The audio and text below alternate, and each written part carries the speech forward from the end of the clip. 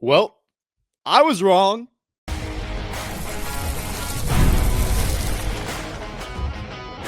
You are Locked On Boilermakers, your daily podcast on the Purdue Boilermakers, part of the Locked On Podcast Network, your team every day. Hello and welcome into another episode of Locked On Boilermakers here on the Locked On Podcast Network, where it's your team every day. I'm your host. I am Nick Arvin, and today's episode is brought to you guys by our friends at FanDuel. Right now, new customers can bet just $5, and if your bet wins, you'll get $300 in bonus bets to use across the app. Download the FanDuel app now. So, over the weekend, Saturday, USC and Purdue.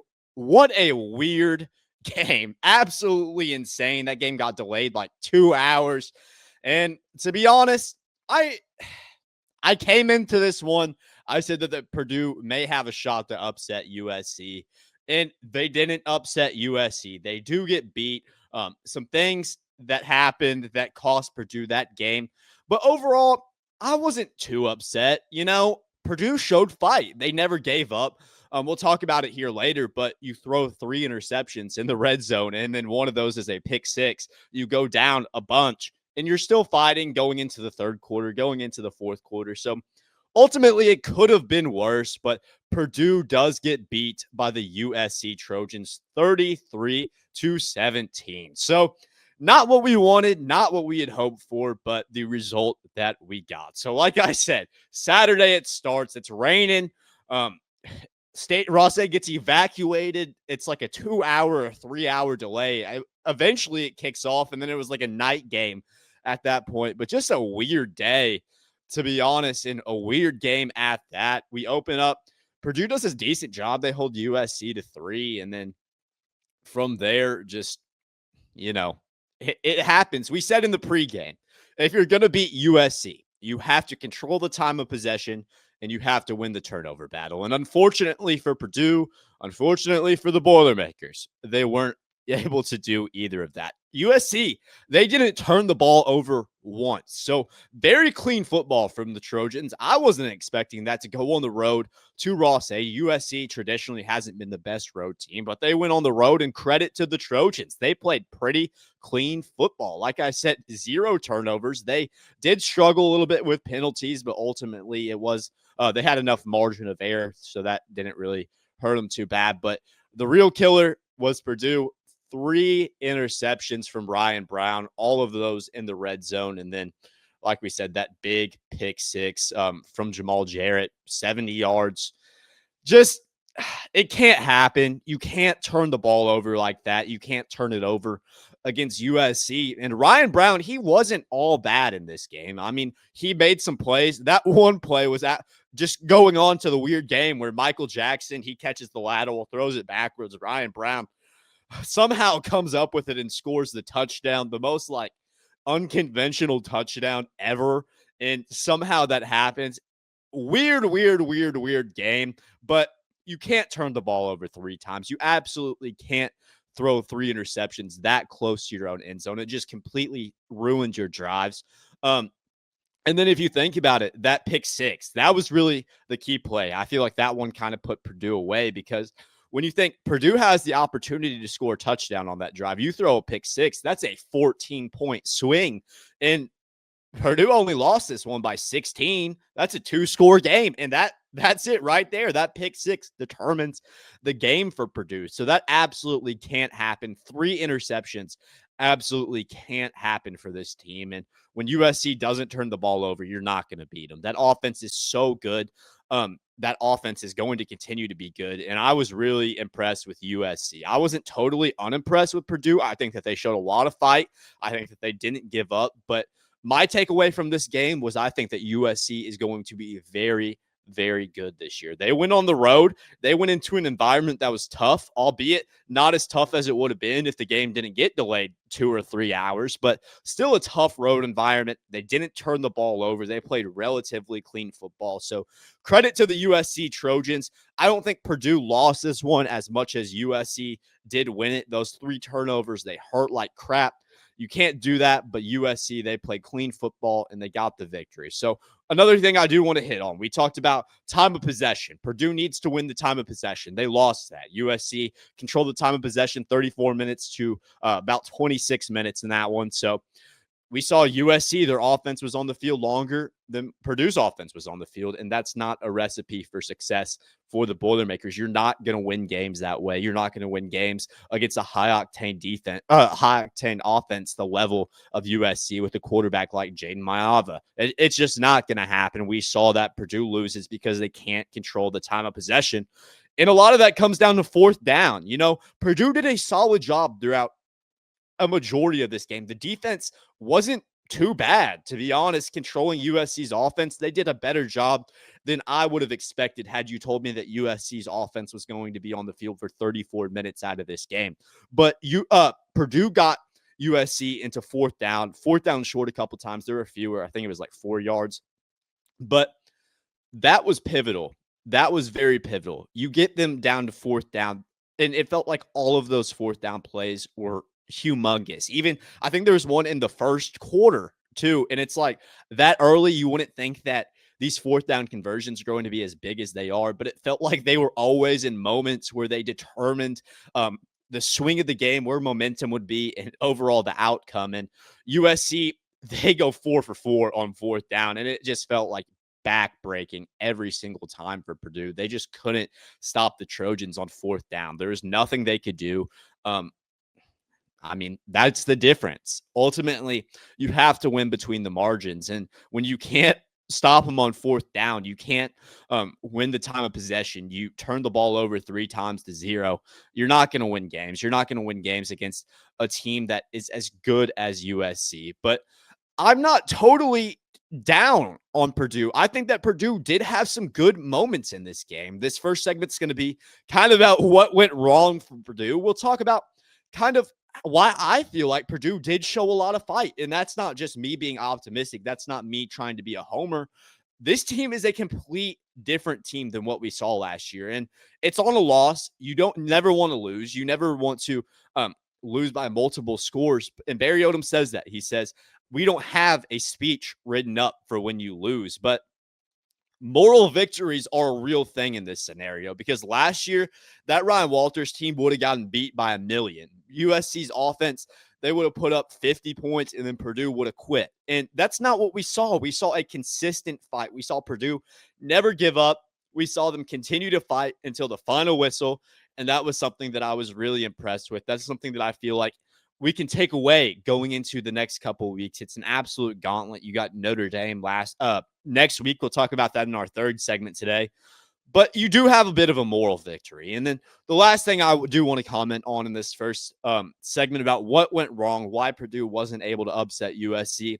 They didn't run the ball. They couldn't get the run game going for anything. They averaged 1.7 rushing yards per carry. And Devin Mockabee, I don't know. He couldn't get anything going. So I don't blame Barry Odom for not running the ball, because my mentality was you run the ball, you stretch out these drives, then you win the time of possession. That was my key to victory. That's how I saw, and that's easier said on paper, because Mockabee, he was getting stuffed early. They weren't able to run the ball with Mockabee, and that led to Ryan Browne throwing the ball like 40 times and some of those interceptions. But I wish we would have seen Devin Mockabee. I wish we would have seen Devin Mockabee become a little bit more explosive, find some holes, get some room. But once again, credit to USC's front seven. That team wasn't great stopping the run last year. They reload this year throughout the portal, and they looked much improved. They limited Mockabee to about 45 yards on 12 carries. So not a day that Mockabee really wants to look back on. 3.8 yards per attempt. So overall, that's the difference. You can't run the ball. You can't stop them on fourth down. And then those turnovers in the end zone were absolutely killer. But I'm not giving up on Purdue. I think that this is still a team that has the opportunity to win games this year. I think that what we saw last year, what we saw this year in their first losses are completely different. Barry Odom's teams have fight. Barry Odom's teams are resilient. And I expect us to see that the rest of the year. We'll talk about that here next. Quick question for all you college football fans out there. If you could go back in time and sit front row at your school's biggest rivalry game, what hat would you be wearing? Yes, I said Hat. For me, it would be the game. Funny enough, I'm wearing it today because it is my favorite hat. These aren't just hats. They're the same vintage style as fans wore back in the 80s and 90s. And guess what? They still go for the same price they did back then. When you use code Locked On, you'll get your vintage hat for $16.99. Head to thegamecaps.com. That's thegamecaps.com to grab your team's classic bar or retro circle design and use code Locked On for an exclusive discount because legends wear the game. Today's episode is also brought to you by our friends at 5 Hour Energy. Caffeine just got a flavor upgrade. 5 Hour Energy shots deliver tasty caffeine in 17 bold flavors. Each 2-ounce shot packs with caffeine of a premium 12-ounce cup of coffee plus B vitamins and nutrients with zero sugar and zero crashes. What I love most is how portable they are. Big taste, tiny shot. You can take it anywhere and get that boost when you need it. I love 5 Hour Energy, and you should too. Enough with the boring, flavorless caffeine. It's time to get your caffeine a flavor upgrade with 5 Hour Energy shots. Get the favorites you love or be bold and try something new in-store and online at www.5hourenergy.com or on Amazon today. All right, so in our last segment, we talked about what went wrong for Purdue Saturday, and while Purdue struggled, there were things that Purdue did wrong. There were reasons that Purdue lost that game. That game was perfectly obtainable for Purdue. That game was winnable if they played their cards the right way. I hate to be the guy that throws out moral victories, but honestly, I wasn't feeling after this game. Going into this one, I was super anxious. I was anxious all weekend long. Friday night, I covered high school sports, and then going into this one, I was super stressed out Saturday because I was worried. I was worried that Purdue was going to get blown out. I was worried I was going to get clowned on by all the USC fans. I worried I was going to get clowned on by y'all who don't think that Purdue football is any good, and that's perfectly fine. I'm fine to eat crow because Purdue lost, but I think that Purdue came out of this game, and I feel like I came out of this game feeling honestly kind of content with the results of this game because it's not like Purdue got blown out. There were a few plays that determined the outcome of this game. You lose by 16 points. That's 2 scores. But that big pick six to that lineman, the other interceptions that stopped you from scoring, just stuff like that. Those plays cost you the game. It's not like Purdue was outmatched from start to finish. Their defense was surprisingly good. They give up 33 points, but a lot of that fourth down stops, can't stop them. It's just the little things that happen for Purdue. It wasn't like last year where it was like the sky is falling after you lose because it feels like everything goes wrong. Every facet of the game goes wrong. And also from a Ryan Browne perspective, he throws 3 interceptions, and that's not acceptable. You can't win games throwing 3 interceptions, especially not in the red zone, especially not as close to scoring as you are. That just can't happen. You have to be smarter than that. You have to make the right read. And there were times where Browne stared down his target. He looked at his read, and the receiver or the DB jumped the route. That's just you practice, you go through reps. That's stuff that can be fixed. And I'm not out on Ryan Browne at all. I think that Ryan Browne really proved that he's kind of a baller. He can face adversity. He's resilient. And you hate to have a game from your quarterback like this, but you have to realize he is a sophomore. This is like his 4th start. He's not going to be developed the level that Jaden Maiava is going to be because Jaden Maiava has played more football. Jaden Maiava has been more battle tested. He's under Lincoln Riley. He's been under Barry Odom. He's been everywhere. UNLV, USC. This is a guy that's been battle tested. He knows how to not turn the ball over because he's been here before. Ryan Browne hasn't been here before, but he showed an extreme amount of heart. And that one play with Michael Jackson where Ryan Browne takes it, not many quarterbacks are going to think to do that. I know plenty of quarterbacks that are just not going to play that ball, that aren't going to give effort, that aren't going to take that ball, think about, hey, this is a backward pass, this is a live ball, and then take it to the end zone. Ryan Browne is special from a perspective that he has the mentality that he is a guy that is a winner. And that's something that I think people aren't factoring in when you think about Ryan Browne, because I saw a lot of people. Yes, he gives up 3 interceptions. Yes, those interceptions cost you the game, but it could have been anybody. And to say that Malachi Singleton should be the starter because Ryan Browne throws that interceptions, that's not reasonable.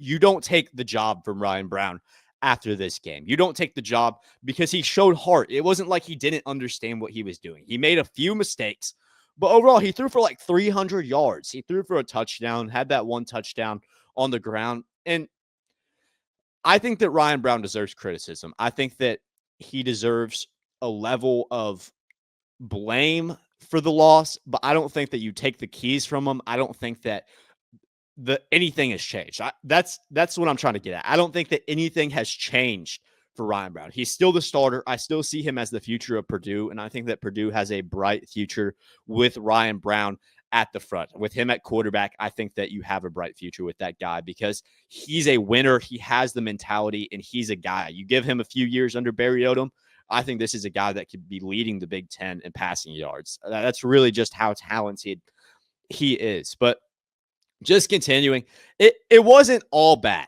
for Purdue. There were some good parts. You put up 17. It's a tough USC defense. This USC team is really, really good, and that's not going to get talked about enough. People on a Purdue side of things are going to say, hey, Purdue lost.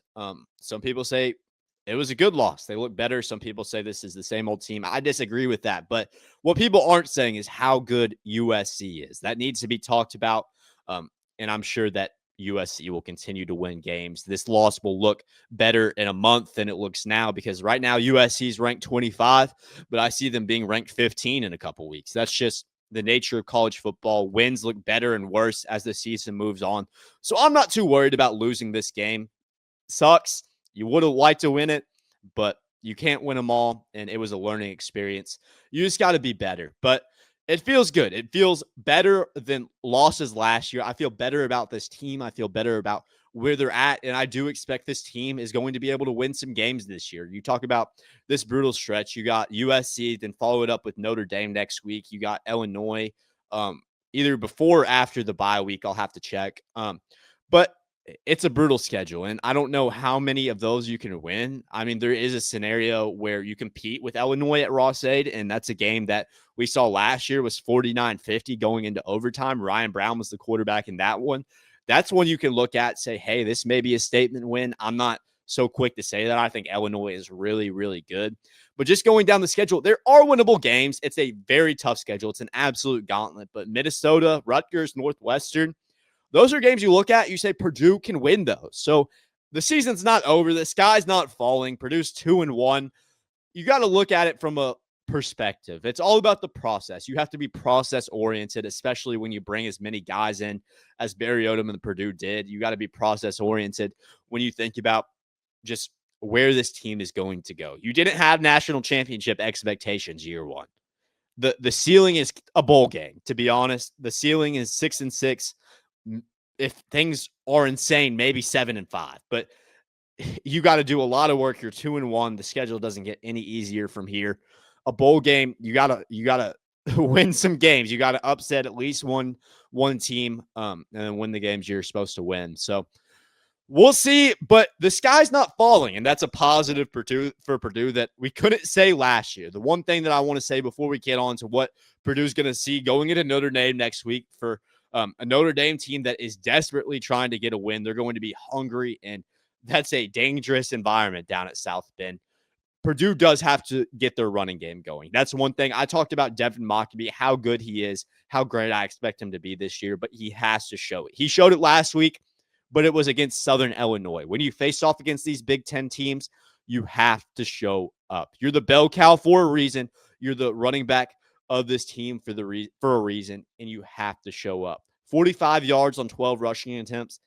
It's just not acceptable. It's not acceptable if you want to win games. And this is nothing against Mockbee because I think that he is an amazing running back. I think he's extremely underrated, but you have to prove that. You have to prove that against a high level of opponent. We didn't see that against USC. Hopefully he steps up next week against Notre Dame. We'll talk that Notre Dame game here next. This episode is brought to you by PrizePicks, the daily fantasy app where making the right call can actually pay off. You and I make decisions every day, but on PrizePicks, being right means cashing in. With football back, PrizePicks is the simplest and the fastest way to get in on the action. Just pick more or less on 2 to 6 player projections, and you can turn your takes into real prizes all in less than 60 seconds. We've seen NFL season has been starting up. That game with Baltimore and Buffalo the past week was absolutely insane. NFL action happening right now as I'm filming this. You can get in on Josh Allen, get in on Lamar Jackson. Derrick Henry didn't play great today, but he's looking to bounce back. Get in on all those guys. You can do all that with PrizePicks, 2 to 6 guys, and make it happen. Download the PrizePicks app today and use code LockedOnCollege. You get $50 in lineups after you play your first $5 lineup. That's code LockedOnCollege for $50 in lineups after your first $5 play. It's good to be right. Today's episode is also brought to you by our good friends at FanDuel. The NFL season is here, and FanDuel is making sure you're ready for kickoff with a can't-miss offer. Right now, new customers can bet just $5, and if your bet wins, you'll get $300 in bonus bets to use across the app. I love using FanDuel because I can bet however I want. Live bets, parlays, futures. It doesn't matter because FanDuel lets me do it. I can even parlay all those together. It doesn't really matter. You can do whatever you want with FanDuel. That's why it's such a great option. So are you ready to play? Download the FanDuel app now by visiting FanDuel.com to get started. That's FanDuel.com to place your first $5 bet.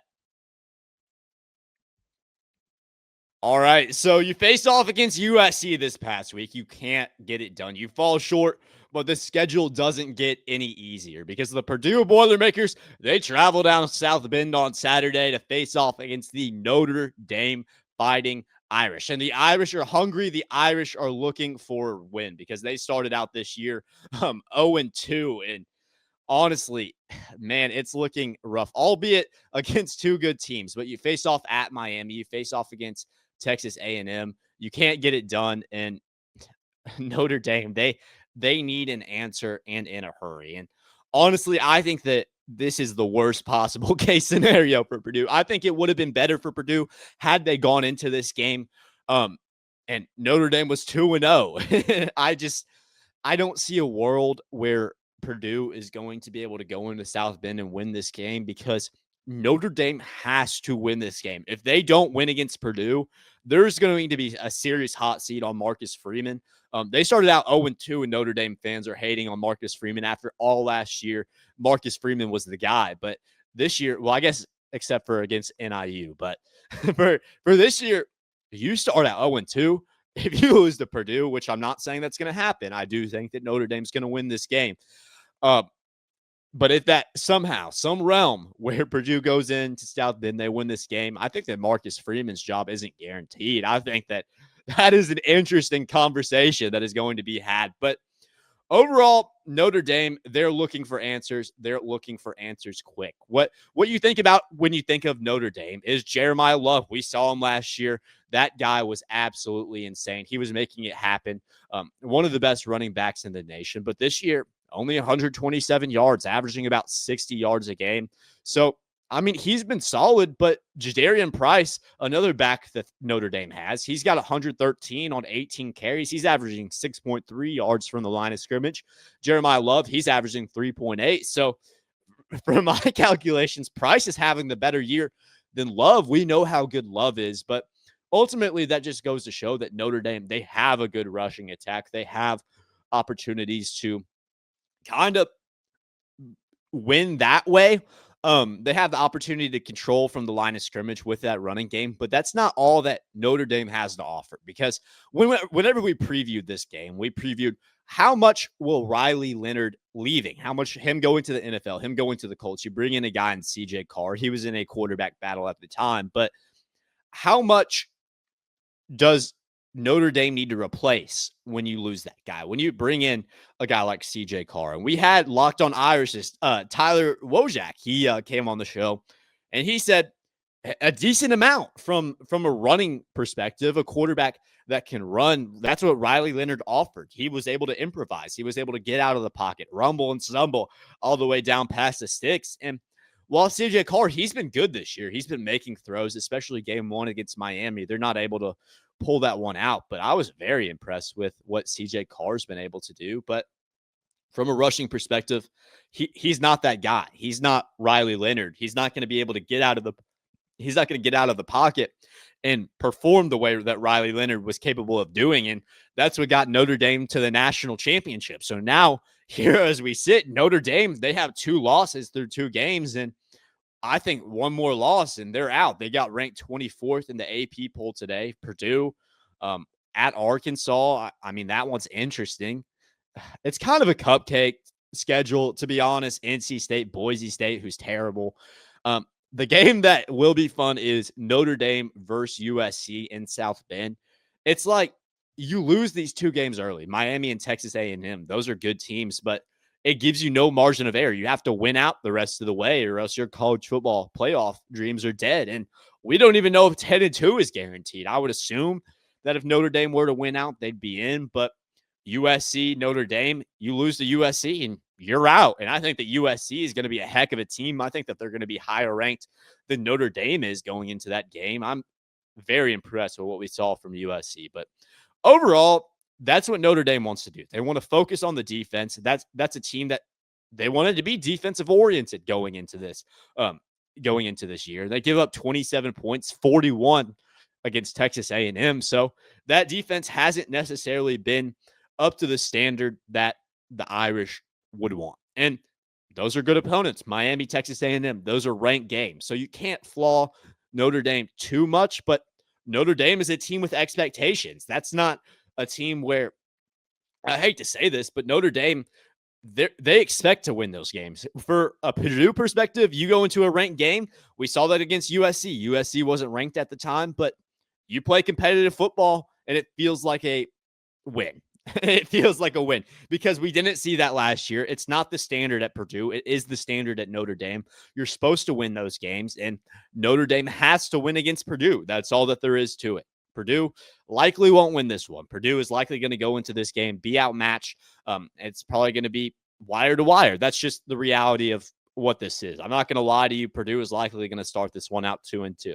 If Notre Dame somehow throws up another dud, which I don't see that happening, but just say they give up on their season. They lose the 2 first games. They say, hey, college football, our playoff dreams are dead. We're not going to win this one. They give up. Somehow Purdue comes in and they stun the world.